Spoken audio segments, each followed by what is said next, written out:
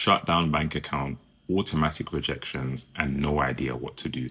Unfortunately, for so many people that go through this where they're being notified that their account is being shut down or they're being questioned about a certain amount, what's happening is that people are being hit with a hidden, or it can be hidden, a hidden fraud marker such as a CIFAS fraud marker. And unfortunately, what's happening is that most people go to apply for a new account having no idea that this can actually make things worse. So in this detailed video, I'm going to break down what you need to do, what you should avoid, and how we've helped a lot of people who are innocent remove CIFAS fraud markers early. So therefore, make sure you save this and rewatch this as many times as you need to, because there's a lot of confusion and misinformation out there. So the first thing to know is that if you're notified that your account is due to be shut down, do not apply for a new account. That's the worst first thing to do. I'll repeat it because it's so important. If you get a letter or an email or you're notified that your account is due to be shut down, do not apply for new bank accounts. I know you're thinking, but how am I going to get paid? How on earth can I not have a bank account? If you're applying for new accounts, this is being reported, and you have to think about it from the bank or lender's perspective, even if you don't want to. Now, if you've been hit with a fraud marker, you have to know that unfortunately, you are treated as guilty. This is just the way things work. And again, a lot of people that have been hit with a CIFAS fraud marker have gone through this experience. So you're being treated as guilty. If you're now applying for multiple accounts, it just doesn't look good. It looks suspicious. One of the things you want to do when you're trying to go for an early removal, so removing the CIFAS fraud marker early rather than waiting for 6 years or 3 years for the marker to expire, you want to understand that the important thing you need to do is build your case. You need to make it very clear to the bank or lender that you are innocent, that this is unfair. And again, when you're applying for multiple accounts, this doesn't help your case because again, this is reported and it can be seen. So that's very, very, very important. The second thing to know is that you want to go and get a free report from CIFAS themselves. You can literally Google CIFAS UK DSAR. Make sure you go on the actual org UK website, fill in the details and request your free CIFAS report. This is very, very, very important. Once you get your report, this will let you know the bank or lender or company that's reported you and, marked you, unfortunately, with this fraud marker. The next thing to do is to not go to CIFAS themselves and complain, is to go to the actual bank or lender or company that reported you. You want to file a complaint to them or write to them or call them and ask them to help you with this situation. Now, what's critically important is noting that language is very important if you're looking for an early removal. And what I've done, and again, I've given it away now, is the exact AI prompts that we use for our one-to-one done for you clients to get an early removal. AI has made it so much easier to remove unfair CIFAS fraud markers. And again, there's a whole framework that I've created to make it easy to follow step by step.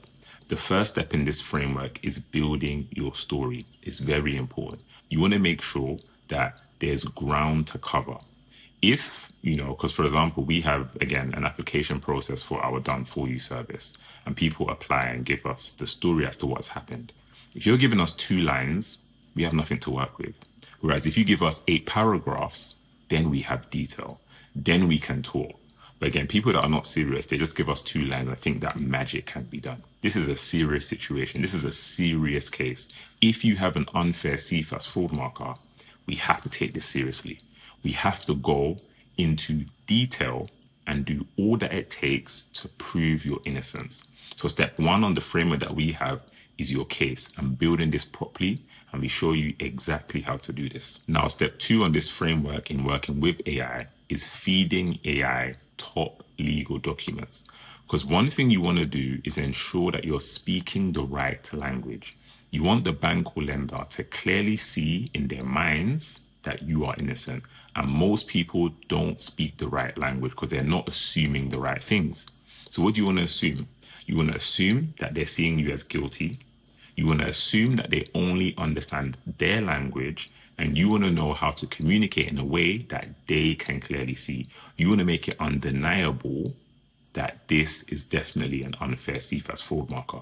So that's step 2 in the framework. Step 3 now is to make sure that you prompt AI properly, locking and restricting AI.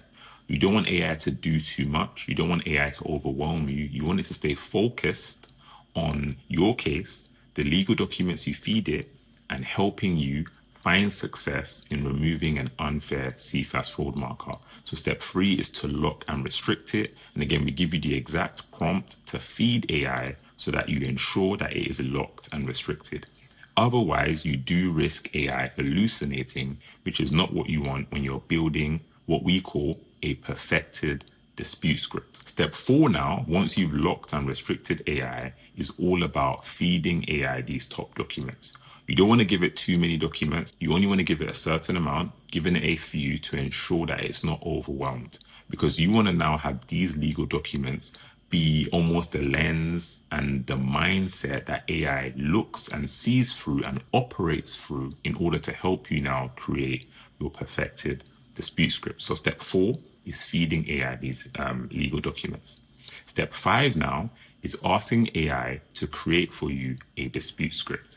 So once you've given it your story, your case, once you've locked and restricted it, once you've fed it the top legal documents, you want to then ask AI to create you a dispute script. This is the script we're looking to clearly show that you are innocent and this unfair CFAS fraud marker should be removed early. I didn't mention before, but this also relates to other fraud markers out there. If you've got another fraud marker from another fraud reporting institution, then the principles are the same. So again, the framework still works, just have to tailor it according to the particular company or institution. So step 6 now, once you've done step 5, is to then just ask AI to perfect the script it's giving you. This is where you now get your perfected dispute scripts. And people that have followed this have found that they've been able to remove negative markers early. This doesn't even just only apply for a CFAS fraud marker. It also helps for defaults, for CCJs, definitely for fraud markers, and for late payments. Again, we've given away the exact AI prompts and the scripts and the details. If you want to access it, then defo join our free school community. Defo make sure you do all the social media stuff to ensure that you see part 2, where I go into more detail about each step. But again, if you want access to the prompts now, then join our free community. You'll find the link somewhere in my bio, or I'll make sure I drop the link below to ensure that you can join us. And again, the prompts are readily available for you to access and better understand how all these things work. Again, make sure you save this, make sure you follow this page, because I will be doing a part 2 going into more detail as to how you can actually get unfair CFAS markers removed early.